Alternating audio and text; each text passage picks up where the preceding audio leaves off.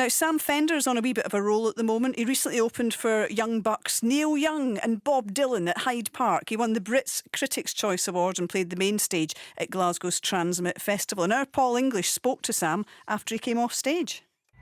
Day 2, TRNSMT 2019, opened without question by Sam Fender. Sam, you opened the main stage there on Saturday, and I think it's fair to say that having spent the summer touring, having spent the summer performing, you know how to wake a crowd up now. It was nice to come back for TRNSMT, you know what I mean? Three gigs in to my return, and I woke up this morning and I was just like, I'm gonna be knackered, I can't sing, man, I can't do it. And then we got on stage and it was fine. It was totally fine, so I don't know what I was worrying about. It was tremendous. The crowd were class, kids were class. I locked eyes with some lad who clearly was a maniac, and their group of mates started this massive mosh pit, and that was brilliant, and we kept that going, and it was wonderful. So it was, proper good. Beat all the gigs of this month so far by a shadow of a doubt. It occurred to me actually at one point, maybe about 2 or 3 songs in, that there was perhaps people walking about the east end of Glasgow that aren't at the festival but are nevertheless hearing some of TRNSMT drifting out into the streets outside their houses, and one of them, or maybe a couple, might have been thinking, is Bruce Springsteen in there? There's a bit of Springsteen influence going on there, would that be fair to say? Unashamedly, yes. I love Springsteen, and without hiding it, I rip him off and I don't even care. I wouldn't say it was a rip-off, I'd say it was an influence, certainly. Genuinely, the way I say it is, you play the tunes that you want to hear on the radio, you write the songs that you want to hear on the radio, so I want to hear more Springsteen songs, so I'm just writing the ones he hasn't wrote yet, you know what I mean? That's my plan. I'm sure he'll be listening, he knows now. Bruce Springsteen's crap B-sides that he never released, that's my songs. I mean, it's obvious that there was a saxophone there, perhaps the first saxophone that we've seen on the main stage at TRNSMT, certainly this year. There was quite obviously an E Street Band influence in the sound, but I would say also, Sam, in what you're writing and as a songwriter, there's clearly a bit of Springsteen influence there too. Yeah, I just write about people at home, and I write about, sort of just whatever I see and whatever sparks an interest in us or sparks a fire in us, I don't really write. I try not to overcomplicate things too much, and just sort of I write about what I see and just be very matter of fact, I think, a lot of the time, and that kind of tends to connect with people because you're not hiding behind anything, you know what I mean? You're just being honest. So that's what I try to do anyway. And there's a real depth, I think, to the lyrics. The last thing it is a disposable sort of pop or disposable rock. You've got a lot to say and you're saying it in these songs, but what I noticed out there in the crowd was that people were really connecting to that and singing those words back to you as a songwriter.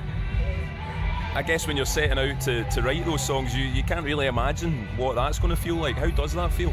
It's outrageous. It's the best feeling in the world. When you've got a bunch of kids singing tunes that you wrote when you were hungover in your underwear, sat in my mum's flat, you know what I mean? Thinking, no one's ever going to hear these songs.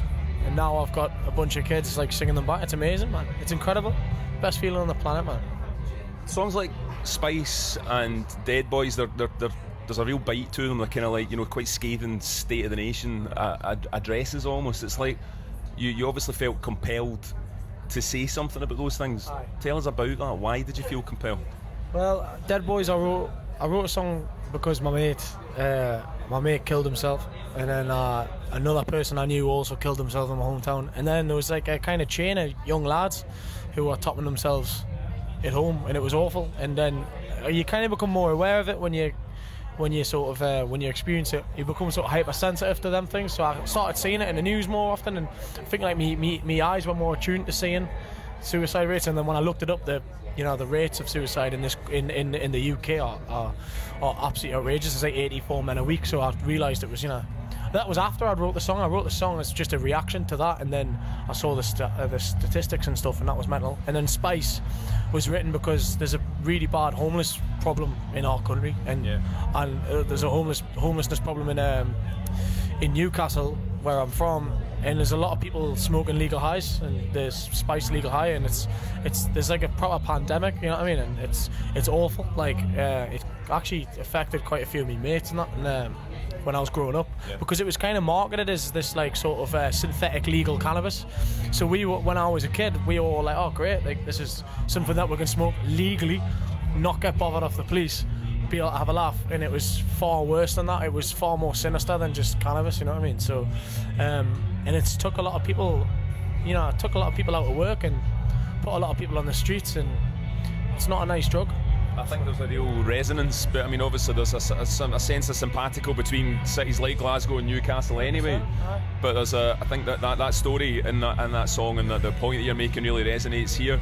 But is there ever a concern for you as a songwriter that, you know, because you are writing songs that have to hook people in their ear, they have to pick them up, they have to be earwormed to an extent, that the message is kind of getting hidden behind the tunes? Yeah. Primarily, I'm never going to overestimate the clout of my job. Like, I'm a singer-songwriter, so my job primarily is to entertain people.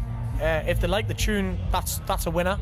Then if they go further than just liking the melody and liking the chords, and they like the lyrics, then that's just all positive, you know what I mean?